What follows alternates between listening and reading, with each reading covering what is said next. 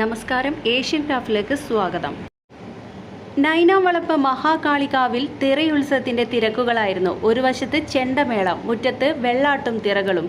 ഇതിനിടെയാണ് ഉച്ചയ്ക്ക് കാവിന്റെ മുറ്റത്ത് കണ്ണംപറമ്പ് ജുമാ മസ്ജിദിന്റെ ഭാരവാഹികളെ ക്ഷേത്ര ഭാരവാഹികൾ പൊന്നാടയണിയിച്ച് ആദരിച്ചത്. ഇതിനു പിന്നിൽ സ്നേഹത്തിൽ ചാലിച്ചൊരു കഥയുണ്ട്. കഴിഞ്ഞ പെരുമഴക്കാലത്ത് മരം വീണ് തകർന്ന ക്ഷേത്രം പുനർനിർമ്മിച്ചു നൽകിയത് കണ്ണംപറമ്പ് പള്ളി കമ്മിറ്റിയുടെ നേതൃത്വത്തിലാണ്.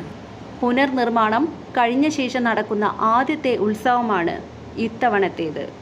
കോഴിക്കോട് നഗരത്തിലെ ഏറ്റവും വലിയ ശ്മശാന ഭൂമിയുള്ളത് തെക്കേപ്പുറത്ത് കടലിനോട് ചേർന്ന് കിടക്കുന്ന കണ്ണംപറമ്പിലാണ്.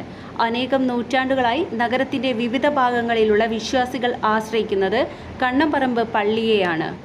നൈനാംവളപ്പ് ക്ഷേത്രത്തിന് 7 നൂറ്റാണ്ടോളം പഴക്കമുണ്ടെന്നാണ് വിശ്വാസം. വളപ്പിൽ, ആയനിപ്പള്ളി, കൊളക്കാട് എന്നീ 3 കുടുംബങ്ങളാണ് ക്ഷേത്രത്തിന്റെ നടത്തിപ്പുകാർ. 4ാമത്തെ നടത്തിപ്പുകാരായ പുത്തൻപുര കുടുംബം അന്യം നിന്നുപോയി. മുസ്ലിം കുടുംബങ്ങൾ തിങ്ങിപ്പാർക്കുന്ന പ്രദേശത്തിന് നടുക്കാണ് മഹാകാളികാവ്. ഈ പ്രദേശത്ത് ആകെ 3 ഹിന്ദു കുടുംബങ്ങളേ ഉള്ളൂ. അതുകൊണ്ട് തന്നെ ക്ഷേത്രത്തിലെ എല്ലാ ആവശ്യങ്ങൾക്കും മുന്നിലുണ്ടാകാറുണ്ട് നാട്ടിലെ മുസ്ലിങ്ങൾ. കഴിഞ്ഞ കാലവർഷത്തിലൊരിക്കൽ ഒരു ദിവസം ഉച്ച കഴിഞ്ഞ് വീശിയടിച്ച കാറ്റിൽ കാവിന് പിറകിലെ ആൽമരത്തിന്റെ വലിയ കൊമ്പുകൾ ഒടിഞ്ഞു വീണ് ദേവിയുടെ ശ്രീകോവിലിന്റെ മേൽക്കൂരയുടെ ഒരു വശം തകർന്നു.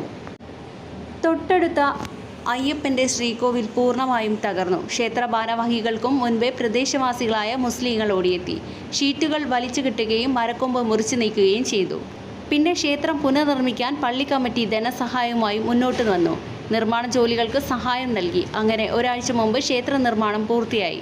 തുടർന്നാണ് പുനർനിർമ്മാണത്തിന് മുൻകൈയെടുത്ത പള്ളി കമ്മിറ്റി ഭാരവാഹികളെ ഉത്സവ ദിവസം ആദരിക്കാൻ ക്ഷേത്ര കമ്മിറ്റി തീരുമാനിച്ചത്.